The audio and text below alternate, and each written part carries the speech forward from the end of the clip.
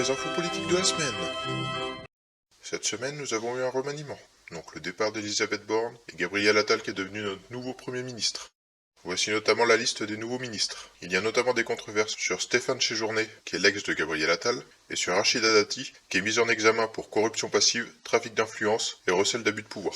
Nous avons aussi appris cette semaine que les bouquinistes, ces personnes qui vendent des livres dans la rue à Paris, vont être fermés pendant la période des JO. Cela pose des questions pour savoir s'ils vont pouvoir se réinstaller après la période des JO, ainsi que pour tous les auteurs qui vendaient leurs livres directement ici. Cela veut aussi dire que ces personnes ne pourront pas gagner d'argent pendant cette période-là.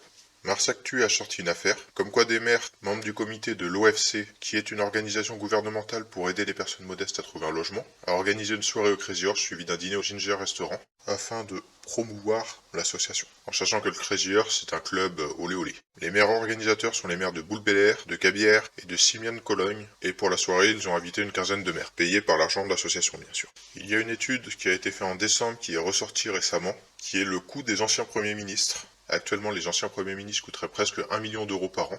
Ils ont dépensé plus de 900 000 euros, en tout cas en 2022, parce qu'une fois qu'ils ont été premiers ministres, ils ont une indemnité de départ, au moment où ils quittent le pouvoir, mais ils ont aussi à vie, un assistant personnel, une voiture avec chauffeur, un garde du corps, et des frais associés qui leur sont payés en permanence, comme l'essence. Il y a également une étude qui est sortie comme quoi plus de 200 000 doses de vaccins contre le Covid-19 ont été jetées.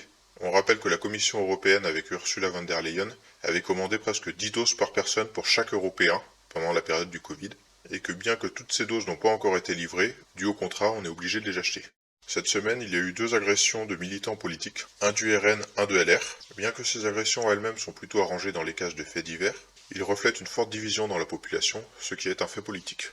Il y a également eu récemment l'agression d'un jeune Corse par des migrants, qui a fait monter des fortes tensions en Corse suite à l'arrivée de migrants qui ont été envoyés par Macron pour les évacuer de la capitale en vue des JO. La vidéo citée met aussi en avant le multiculturel corse, qui est qu'en Corse, chaque communauté ne se mélange pas, mais elle fait attention à ne pas gêner l'autre. Or, le problème qu'il y a actuellement, c'est que les migrants envoyés ont tendance à ne pas respecter ces règles.